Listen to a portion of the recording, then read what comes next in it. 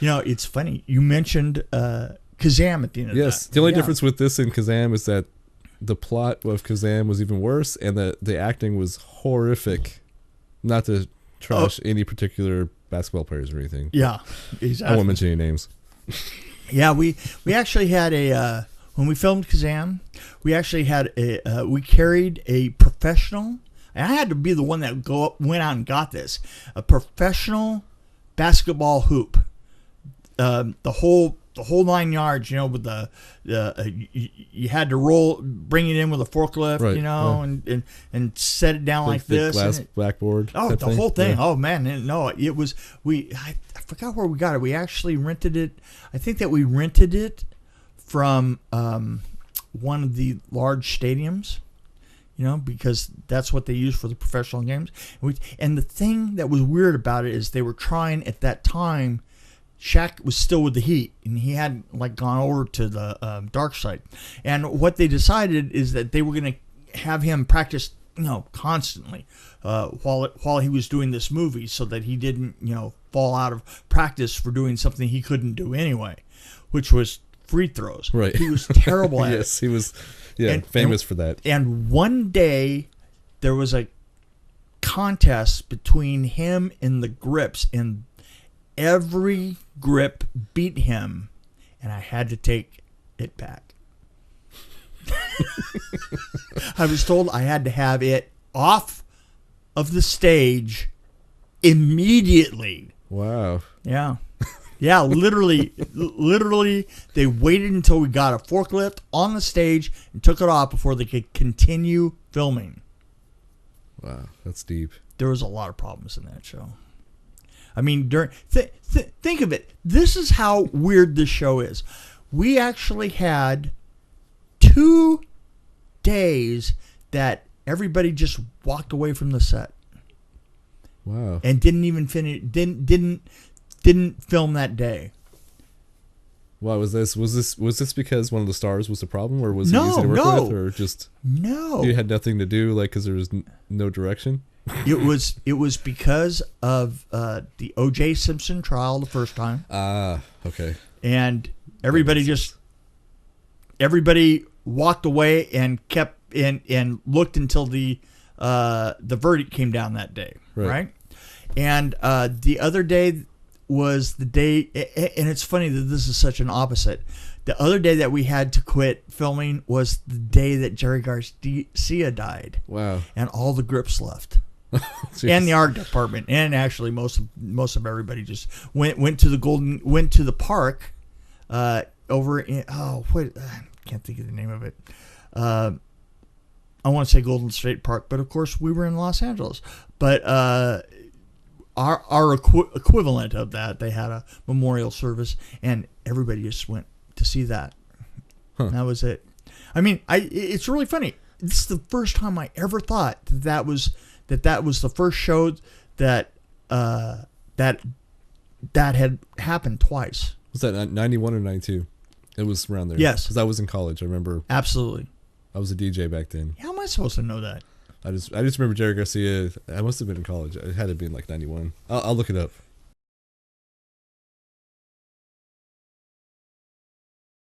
Yeah, something like that. You want to hear something funny? Is my daughter, my oldest daughter at the time, came in and did me a favor. She put together a group of her high school friends, and we rented them a space, and they for 3 weeks solid, they stuffed little foam pieces into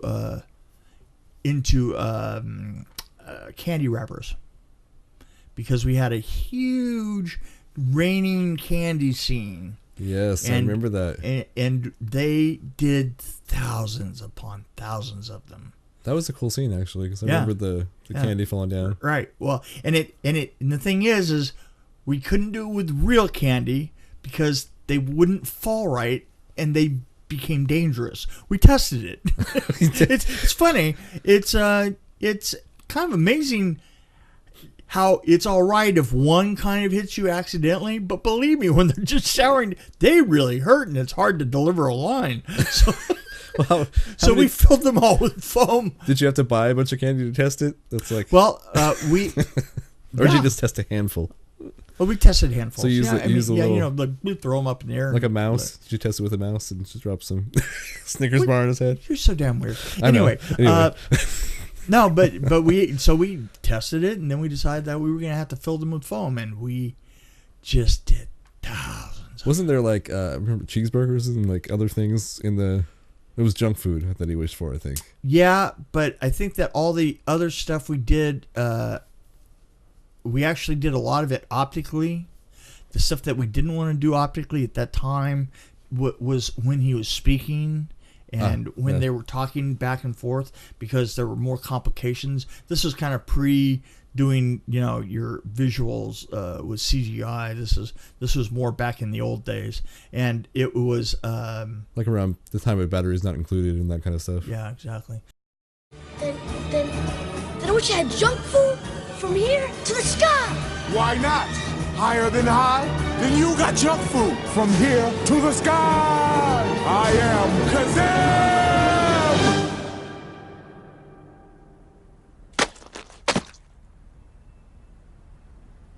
That's it? A Happy Meal? Oh,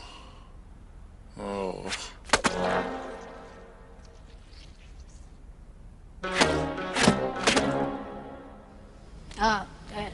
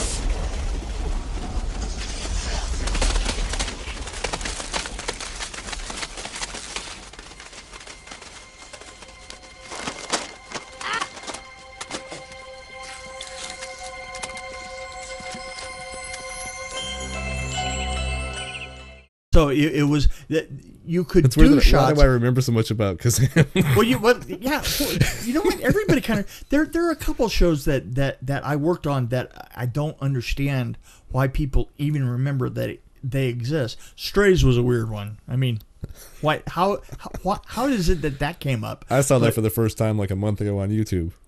I mean, that's where I saw Strays. But the weirdest one to me was Breakin' 2.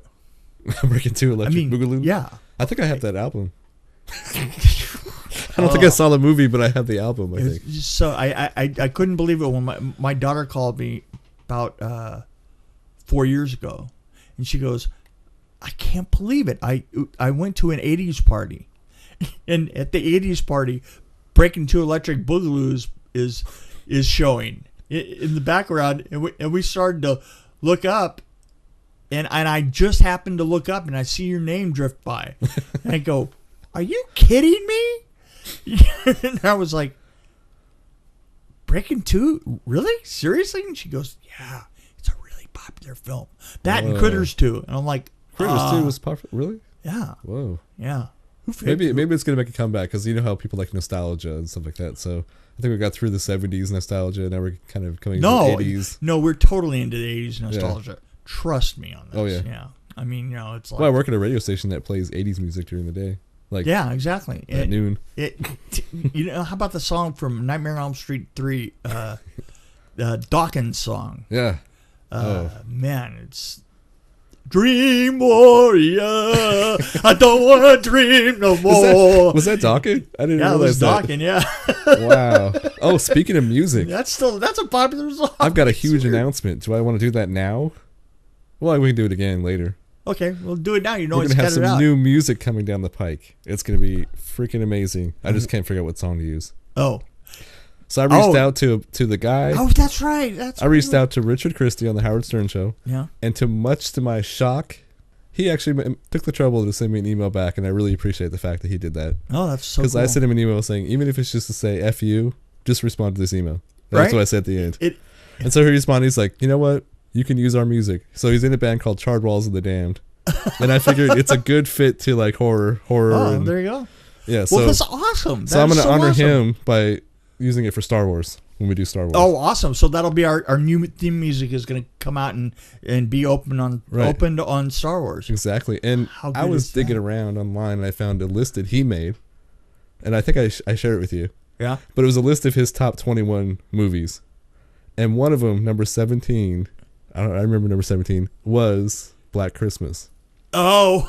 So I had to mention that because we talked about Black Christmas That's before. right. But anyway, I want to know why he likes Black Christmas. But anyway. Well, there we go. So anyway, we have some new music coming up, and I'm excited about it. So. Well, that's. And I've been listening to Howard Stern for years, so it's my connection to Howard that makes it more impactful. Your fascination with Howard Stern. I know, most people don't. But the people that don't never really listen to him, so. It's kind of like I never use cocaine. Right. So I don't really understand why people use it. It's kind of saying, well, that's probably a bad analogy. Yeah, but anyway, you get my point. I have no idea what you're talking I've never about. kicked an egg up in the air to try it. But I don't understand why people would try it. I might try it, though. Yeah. I'm going to use a hard-boiled egg.